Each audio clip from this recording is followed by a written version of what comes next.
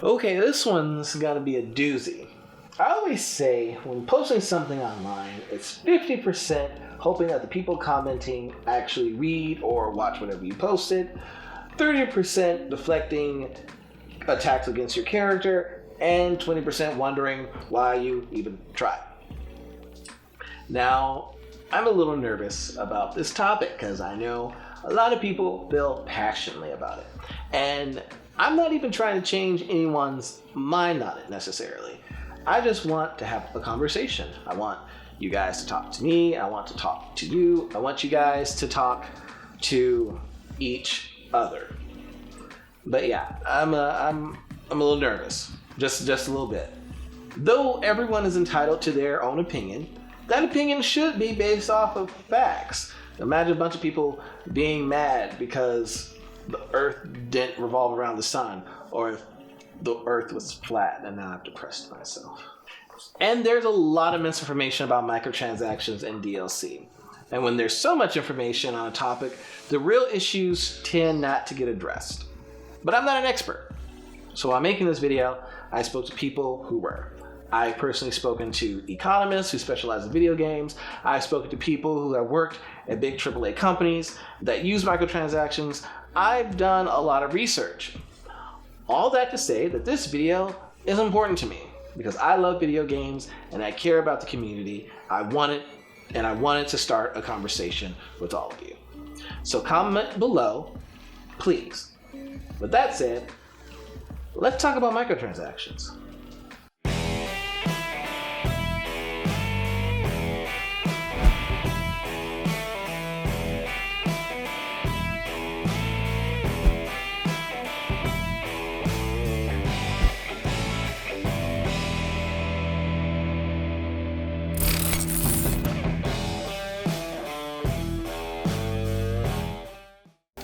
So let's begin. For the sake of this conversation, anytime I mention price, unless otherwise stated, I'm talking about USD. And we're only going to be talking about microtransactions of major releases on PC and console. So no mobile games, and we're going to be mostly dealing with AAA releases.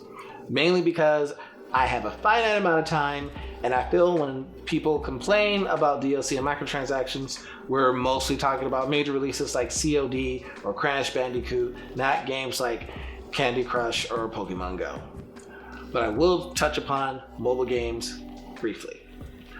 So we're going to first talk about the cost to make video games, why we have microtransactions, the problems companies and consumers face. Then we're going to talk about possible solutions to those problems. And lastly, a message from our sponsors at Squarespace. Oh wait, I don't have sponsors. I did all of this research for free, so please give me a like and a subscribe. I would really appreciate it. Also, all the links mentioned are numbered, so if I mention a resource and a number 3 pops up, then it correlates with the link labeled with a 3. One of the many things I see when people talk about microtransactions is that they're not needed because of the amount of money the video game industry makes, especially compared to the movie industry. According to Newzoo.com, the video game industry will generate $152.1 billion in 2019. Now compare that to the film industry. IBIS World projects the film industry has made a total of $103 billion. This includes box office and home video. But this isn't exactly a one-to-one comparison. First thing is, this is just revenue, not profit. And second, as this chart from Newzoo shows, over $68.5 billion, 45% of the video game industry's revenue, is mobile gaming.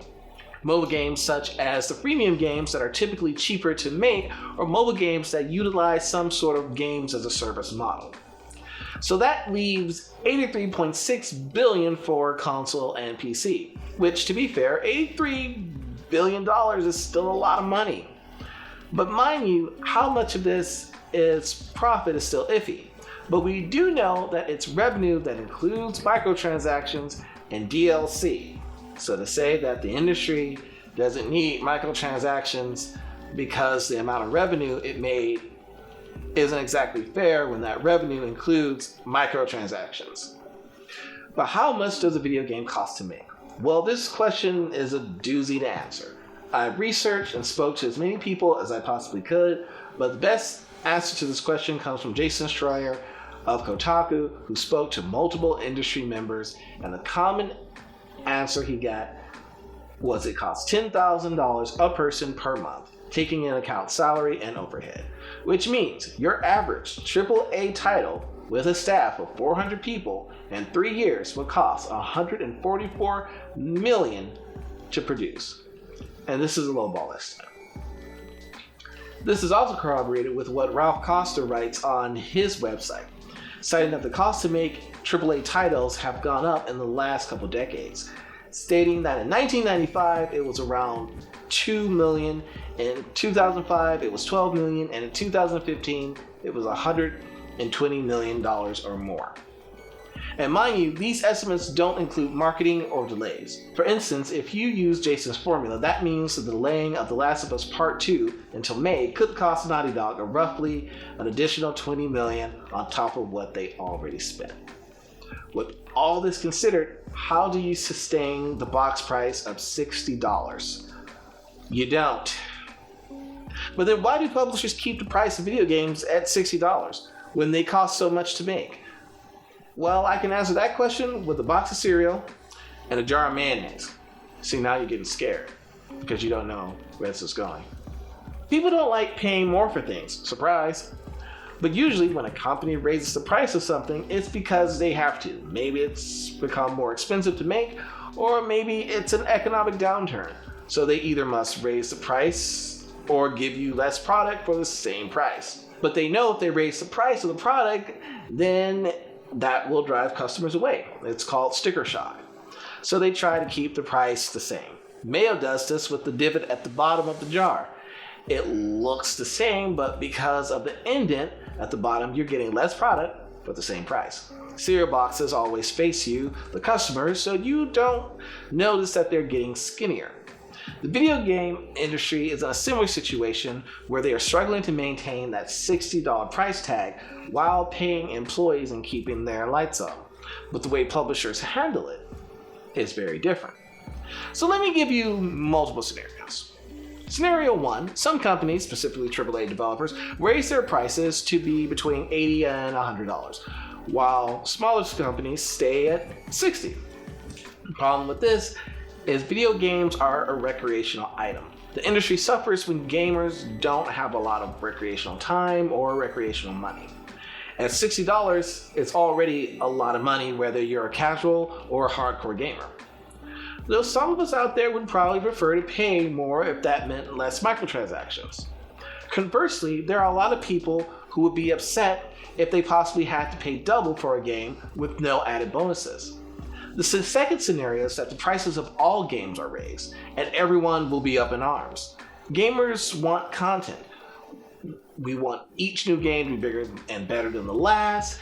We want better graphics, longer games, amazing storytelling, and for those games to utilize the latest technology. And all of that is expensive.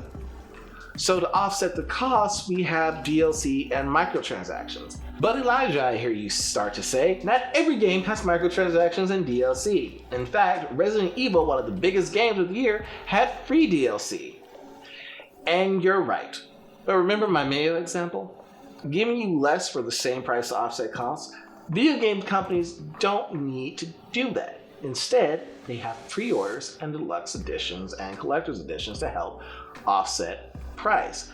Resident Evil 2 had the standard edition that was $59.99, the digital deluxe edition that was $69.99, the collector's edition for $199.99, and then we look at another big game that managed to avoid microtransaction, God of War, which had a standard edition of $59.99, a digital deluxe edition of $79.99, the collector's edition of $130, the Stone Mason edition for $150, and the PlayStation 4 Pro bundle, which included a game and the PS4 for $400.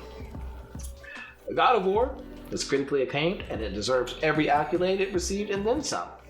But it was extremely expensive to make because of the care put into the game. For instance, the iconic score, instead of just using a Latin choir, which is common, they went to Iceland to find a choir that could sing in Old Norse so the music would be authentic. That type of care and attention to detail takes time and money, but it's also appreciated by us gamers.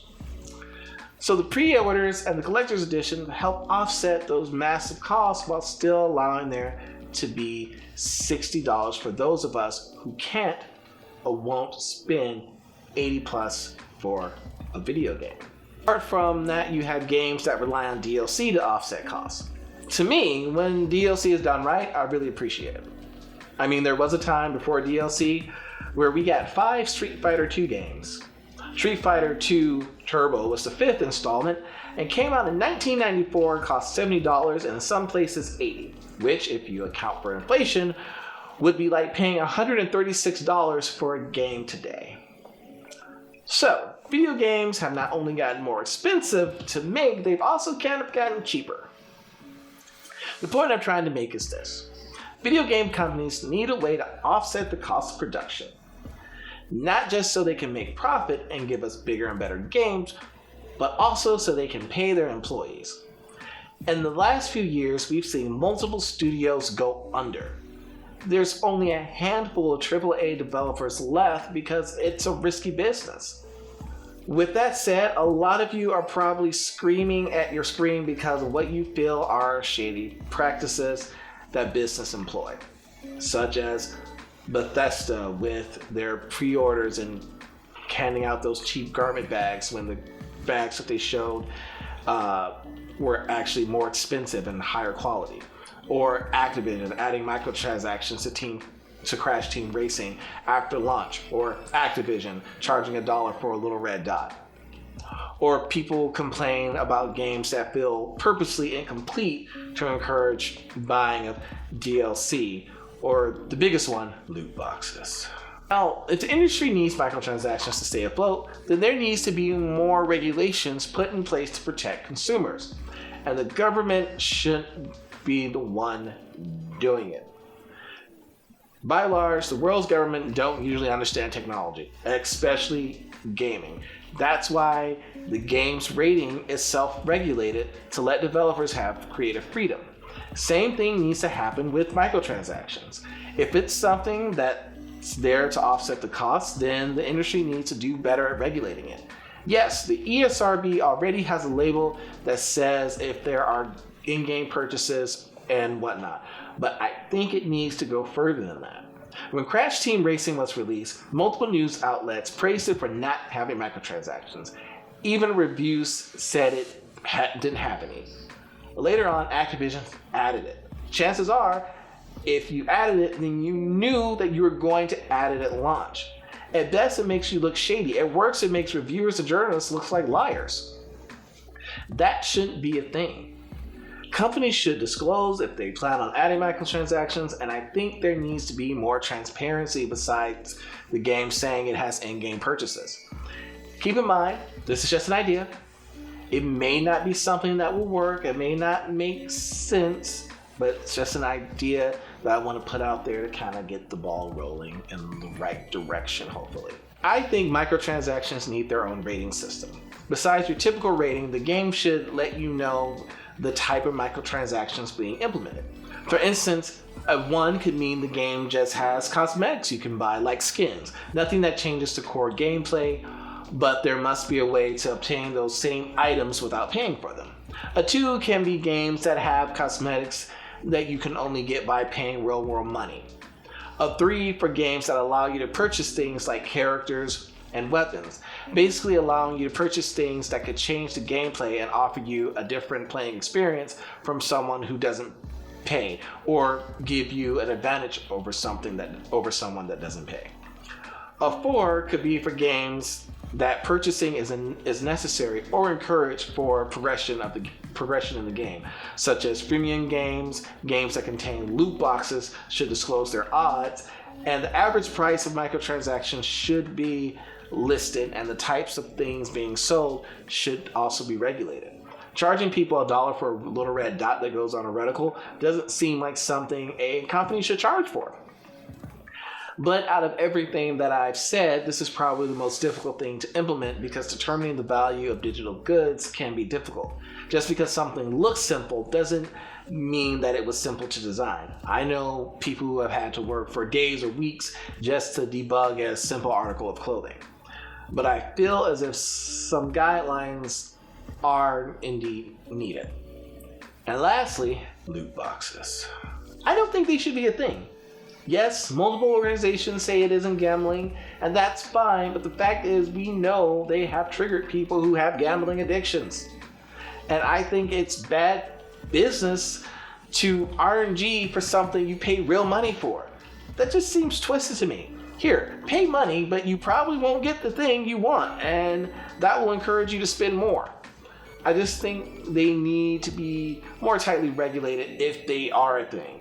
At least make it rule that publishers can't allow you to get double items if you're buying a loot box, so that each time you buy a new one, your chance of getting what you want increases. Or just ban them completely. These are just some ideas. I'm not sure they would work or if they could be implemented. There's probably issues with each one, but I kind of feel like I'm on the right track of something that could work out. I'd be curious in hearing your thoughts on it though. If we want to make progress on this issue, we need understanding. Understanding that there are a lot of employees who are going through burnout, crunch, tons of late nights to bring you the next big AAA title. And they need to be paid for their work, and the industry needs to understand that in their pursuit to make money, their customers should be protected from predatory business practices. We need to be open to having a dialogue about this, but also remember there's a time and a place for that. This goes without saying, but don't attack or harass people that work on the games. I saw on Twitter when Shadowkeep, Destiny Shadowkeep was released, and users were having trouble connecting to the servers, including me. Someone suggested that people should search for anyone that shows that they work for Bungie on their Twitter profile and tweet them directly. I can't tell you how bad of an idea this is. People seem to have this idea that studios are small groups of people that have intimate details about every aspect of the game, when that can't be further from the truth. Bungie has about 600 employees, so a random coder or developer isn't going to know why the server isn't working or have knowledge or power over anything to do with microtransactions. Most likely, if you had tweeted anyone that worked at Bungie, they would have had the same information you did and would probably be just as annoyed as you were that they couldn't connect to the server. And I also remember hearing a story from a young woman who worked at Telltale Games that after the studio closed, she got phone calls to her home phone for people who were mad that the studio closed. So she not only got laid off from work unceremoniously without any warning, she then got yelled at for it. So that's a thing. It's like working at McDonald's and they discontinue like the McChicken sandwich. And someone comes in and they want, hey, I want a McChicken sandwich. And you work at the drive-thru and you say, sorry, we don't have that anymore because it killed 600 people. And they get mad at you. And if you've worked in any sort of retail, you've experienced that. And when you get yelled at for something that you have nothing to do with and no control over it, and you wish it wasn't a thing either, you don't like that person. You want them to suffer more. The point being, there is a way to do everything, and randomly yelling into the ether is never the way to go. And for a lot of you, I know the reason you don't like microtransactions because you see them as this yucky thing that besmirches this art form that you love. And I'm not even trying to change your mind, like I said in the beginning. I just want you to have a little more understanding and less misinformation on the topic. It's fair for you to say that you understand the video game companies need a way to offset the rising costs, but you don't like that they do it through microtransaction. I just don't want you to think that every game that implements microtransactions, pre-order bonuses, or DLC are greedy, corrupt companies. I definitely don't want you getting mad at people who have nothing to do with those decisions. We want newer and greater content, and it comes at a price. And I'm talking about the people who work hard to make these games come to life. The last thing they need is to be yelled at for something they had nothing to do with. And as we open up the avenues of conversation, I think you'd be surprised by the companies and people who would be more willing to listen and be more transparent. But I think a center ground needs to be met on this issue. Companies should be able to pay their employees, and consumers shouldn't be taken advantage of. And I don't think it's that much to ask for. But what do I know? I'm just some random guy on the internet. But I did do a fair amount of research, so I just wasn't saying a bunch of BS. With that said, thanks for watching this video, and I hope we can have a conversation. I'd love to hear your thoughts on the video. I love, even if you completely disagree with me, I still want to hear what you have to say. I did tons of research, but I might be wrong about something. So I want us to have a conversation about this. And if you like this video, if you want to hear more of me ranting, please give me a like, a share, and a subscribe. And also, I have a website called www.theicon.com where I post little miniature news articles. So if you don't have a lot of time, you don't feel like reading a really long article, you can just pop in there real quick, read something, and just go about your day. So there you go. Thank you. I love you. Bye.